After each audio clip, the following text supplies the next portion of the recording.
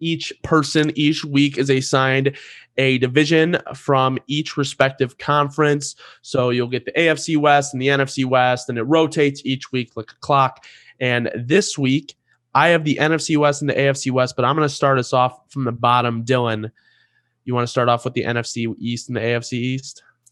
All right. So for the NFC East, I have the Cowboys signing PJ Hall because their interior D-line is really not that great. He's young. You can get him for a good deal. He could be a starter or just a rotational guy. It's just a good ad. Get some depth up there. And then the AFC East, I'm stealing Dobbs trade last week. The Bills are trading for Zach Ertz. They have a decent tight end room. They got Dawson Knox, Jacob Hollister, but it's Zach Ertz. He can contribute. I think that's another weapon to add. And I would love to see Josh Allen throw Zach Ertz the football, honestly.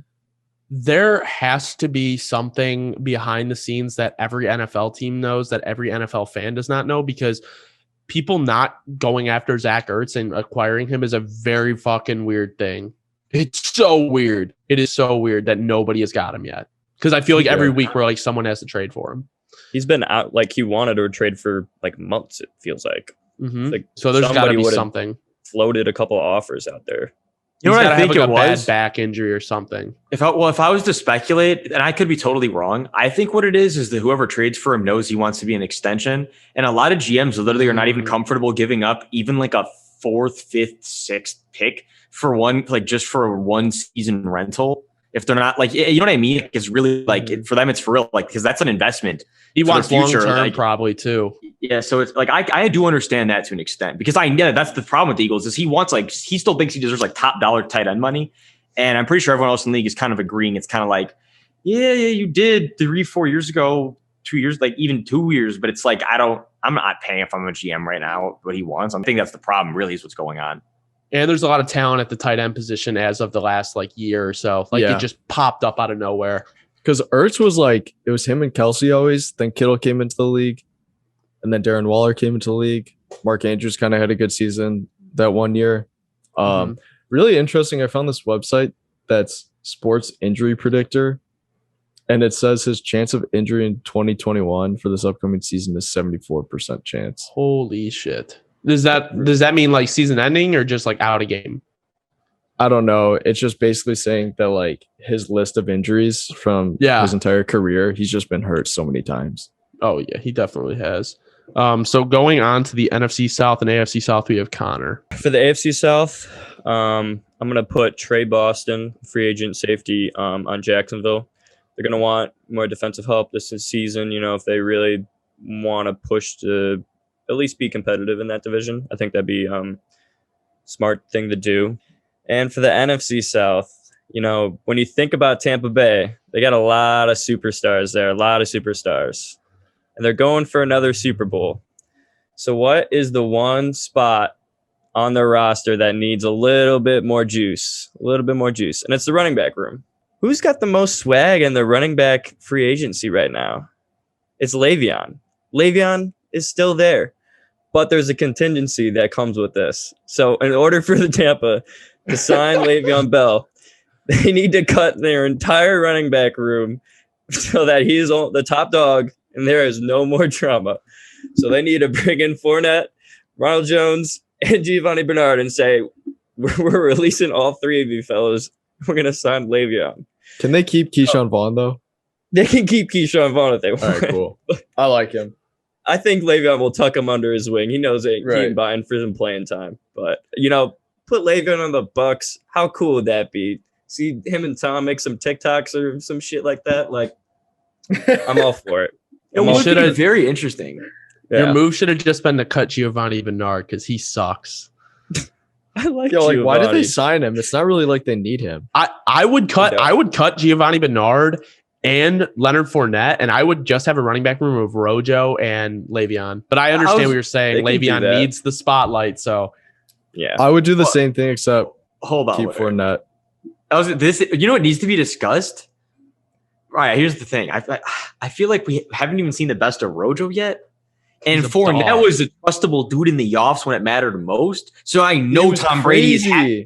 Brady has his back right now. Like, dude, please give me him again next postseason. Playoff Lenny? Like, dude, literally, I guarantee you, because Playoff Lenny? Tom knows that's what matters the most. He's like, man, I don't need a speedster or none of this, some crazy spin moves. I just need a guy that'll carry the rock through the hole and not fumble it once the entire game. That was Let's playoff Lenny. go. That was playoff Let's Lenny. go. That's Playoff good. Lenny. That was playoff Lenny. Wait, guys, hold on. We're kind of like He we're was not doing- tweeting. He was tweeting so fucking drunk for like 3 days after. Oh the my Super god, Bowl. bro! He was It was eating so up the annoying. playoff Lenny shit. He was eating. With it that up. said, Loving it. does playoff Lenny potentially not have a ton left in the tank with the amount of injuries and stuff he's taken in his career? We don't know No, the he's behind the scenes crazy. of that. So like we'll see. it's playoff playoff Lenny. Lenny. That's He doesn't playoff have Lenny. injuries. It is playoff He has Lenny. injury sliders to 0. Wouldn't it be 100? Oh wait, no, yeah. You're right. You're right. If you Oh did my 100 would be God. 100 is Zach Ertz. All right, going on to Dobbs. We got the NFC North and the AFC North. all right, so I'll start off with the NFC North. For the NFC North, I'm going. Look, if you're the Vikings, you got to get the Harrison Smith deal done now because I don't know if this might be news to some of y'all, but if anybody hadn't heard, the Vikings are basically working on getting Harrison Smith extended. The reason they need to get it done right now is because if the Jamal Adams deal is done before him, it gives him leverage. You do not want to be paying Harrison Smith the same money or even similar money to Jamal Adams, who is still young in his prime. Harrison Smith aging out of leaving the prime window. The problem is Harrison Smith is in the position where he can still demand that top dollar. So give him that top dollar right now before the Jamal Adams gets some astronomical amount of money because if Harrison Smith has leverage, Jamal Adams has double the leverage. So if you're the Vikings, get it done before it gets out of hand. If you want to keep him, because if not, you're not going to be able to do it. And then for the AFC North, the Browns, like you said last week, Connor, we're going to talk about another team, the AFC North soon. But like, look, the Browns, they have a depth in a lot of areas. You talked about the receivers last week, Connor. I'm going to say they have so much depth already here, but the one spot they don't have necessarily one guy that's been a stud their whole career is D tackle. And I think, you know what? Fuck it. Throw Geno Atkins on that roster. He could start. He could be a rotational piece. It's more about his health at this point. Dude, if you're the Browns, you know my saying about it at this point, bro. Balls to the wall, man. But like if you're like, why not? They have cap room too. They have lots of cap room. Why not go sign somebody who's a good locker room guy, and he stays in Ohio. He doesn't have to even leave his home that he's been in his whole career. I feel like that's kind of a valid point in this case. That's a good I know it's point Cleveland, Kind of a negative though. but no, I mean like his personality is more like he's more reserved. Like I don't like a guy like him. I don't know. I feel like someone. I don't know if he has a family. He seems like a family man type dude. And I feel like I've seen a picture of him with his family before. I could be wrong, but I feel like to him maybe staying in the area could be an important thing. That was kind of my reasoning. Like I don't know. Like hear me out. Like I like the Browns, he's been actually battling like him his that. whole career. And I feel like that'd be part of the reason you could get him in the locker room. It's like, like, hey, I know we're the Browns, like he played his whole career when we sucked, but like now you have a chance to win a Super Bowl with us. Why not? Like stay in the area, like come do it. Atkins is a That's dog. cool. I like Atkins. Hey, dude, I It's feel a like really good one. potential to happen maybe. Like why not? Why not? Right. So my had the NFC West and the AFC West. So my NFC West is a little different than like typically what we've been doing. So I took a look at the Cardinals schedule and it is tough. It is a tough schedule. They play, obviously the division is ridiculous with the Seahawks, 49ers, and Rams. And, even their games that they're not in division are tough. Like they play the Colts, I know. And they play the Jaguars, who I feel like are going to be pretty bad. But also I feel like they're just going to have those weeks where they kind of just go off. So there's someone to watch out for. They play the NFC North this year. The only literally freebie game I see is the Texans. Like every other game is a game. Like they don't have any freebies.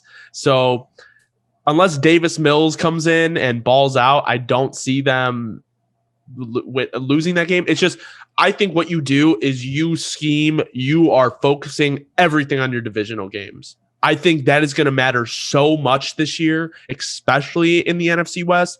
I think basically what they need to do is just focus everything on their divisional game. So less of a move and more of like a game plan type thing. My AFC West, Chiefs should just go get N'Keal Harry. We talked about it earlier. Send a late round pick for him. Get it done. Just extra receiver depth. Why not?